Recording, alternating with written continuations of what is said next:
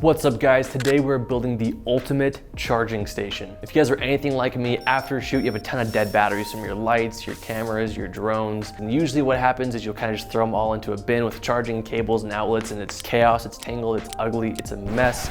There's probably a better way to do this. And usually the next day when you need those batteries, one of them wasn't charging or wasn't plugged in or whatever. So about a year ago, a filmmaker I follow, Kalen Roan from White and Reverie, built a charging station where he could put all of his batteries after a shoot to charge overnight. So for the next day, he could just grab them off his board, put them in his bag, and he was good to go. So last year I made one that looked just like that. And today we are going to be updating it. It is going to be the ultimate charging station, the Charging Station 2.0. We have a ton of accessories here. It looks like a lot, but it really isn't.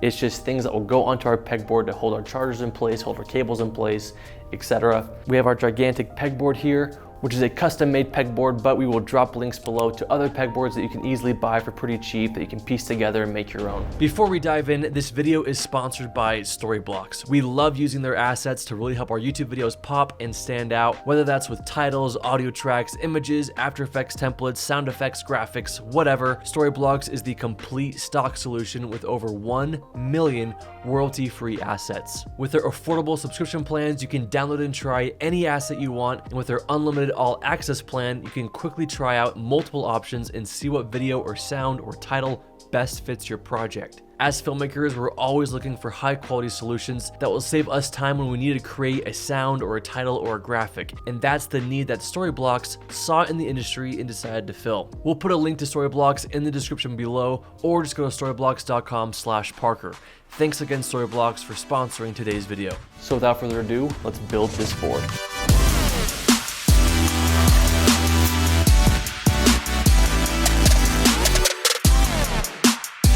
All right, so the first step before anything is placing your items where you want them. Like where my battery chargers will go, my drone charger will go, my Ronin will go. I want this to hold my Ronin. So like things like that, I wanna make sure it fits on the board and it looks cool before I start to actually build into it. All right, so the first thing is I wanna decide where my power is going to, my cable management is going to. I bought this cheap Amazon Basics power strip, which will just kind of go right on the side here. And then luckily this board has a hole where I'll have this, this cable go through. So it should look pretty clean. All the chargers and everything just plug right into this. That way if I want to switch them out, I can.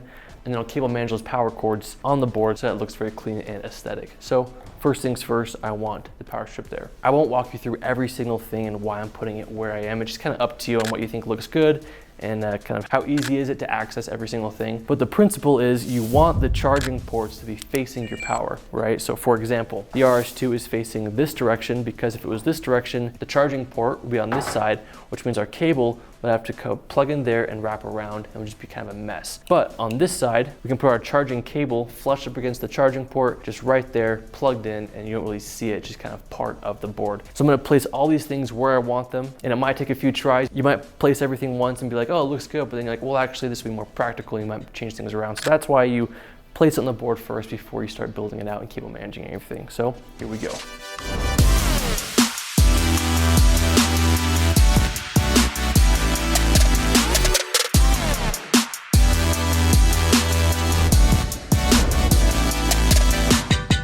All right, so everything is placed, it looks good, it's how I want it. I went through a few revisions just to make it sure it was like optimal for me. So first, before cable managing, I just wanna place the chargers exactly where I want them using command strips. So I have a lot of these black command strips, again, link below, where I'm just gonna attach them to the back of the charger and to the front of the pegboard. So first things first, we'll put 2 on the ends and then 1 in the middle for support. And what I like to do before I do the other side, I'll just Velcro these in there. And that way I can take off the tape and just set them down and they'll be good to go. Boom, first one, we're just gonna stick it on there.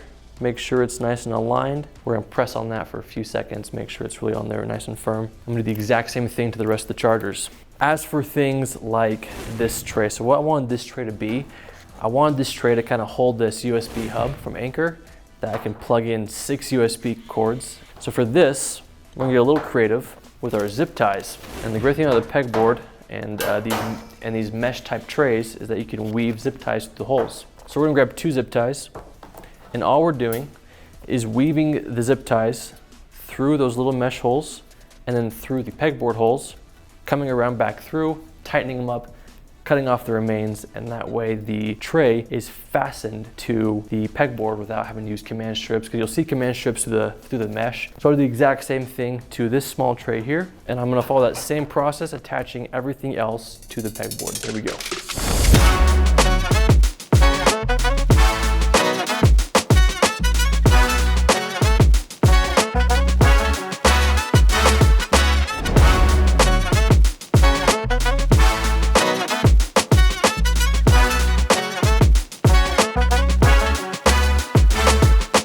Everything is in place and as it will be once it's up on the wall. The next thing that we have to do is the hardest part, and honestly probably an extra step that you may not want to do or care to do, but I care to do, and that is create cable management. We're gonna have a lot of objects here with charging cables coming out and plugging into our power strip here. There's gonna be a lot of messy cables, and I want that to look clean. I want it to look aesthetic. Again, I've seen people who I admire who really hate cables, and what they'll do is they'll drill holes in the pegboard and then tuck the cables behind the pegboard and have all the power going behind the pegboard, so you see literally no cables. I don't really want to drill holes into this because I want to kind of change it out, maybe update it every few months, every few years. So we're gonna keep everything on the outside, but there are other cleaner ways to do this than what I'm about to show you. What we're gonna be using for our cable management are just three things. Cable ties. These are just Velcro ties that you wrap around the cables and then you just tighten them as much as you want. Great for bundling a lot of cables together at once. Then we have some cable clips, and these kind of just stick onto the board with sticky stuff. And then we have some multi-purpose cable clips that aren't really as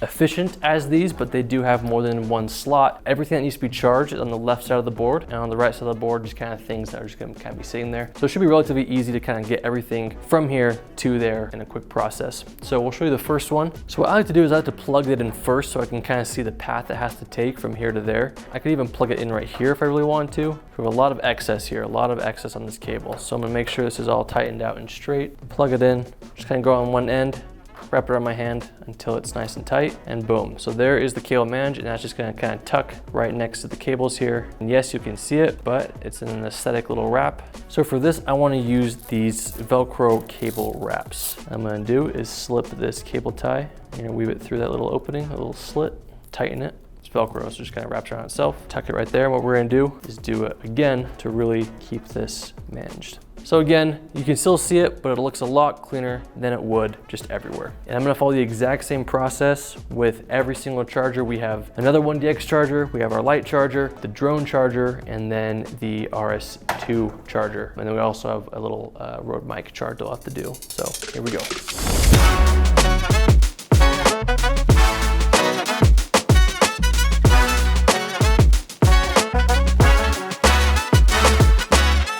It is done. We have cable managed the heck out of this thing. We have put all the pegs that we need to. We've kind of rearranged a few things a few times. We've also plugged in the power strip and the pegboard to make sure that everything is working. The next thing we're gonna do, because it is going in my office, it is kind of a showpiece. I do wanna light this thing up. I wanna make it look even sexier. On my last board, I put these LED goby strips all around the border, and that looked all right, but what I'm gonna do this time, which I think is gonna be even better, is I'm gonna put these LED strips on the inside of the board. So light will be shining through the peg holes. And that is the final step, making this look great. And then we're gonna head to Home Depot, grab some mounting supplies, and then hang it up in the office. Here we go.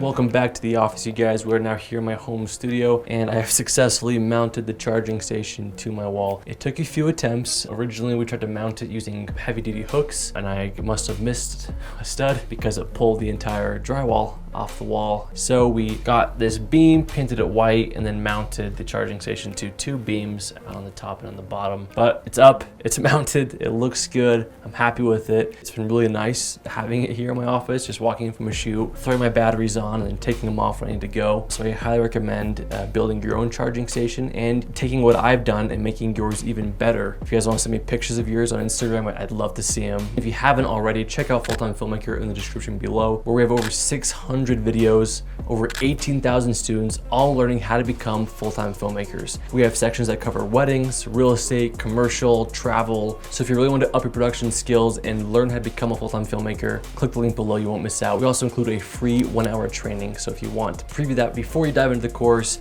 you're welcome to do that as well. But you guys, that's it for today. We hope you enjoyed this video. Hope you enjoyed this charging station. Let me know in the comments below what you want to see next. And if you have any further questions, please let us know. That's a wrap. Are you serious? Just right here. That's my dog.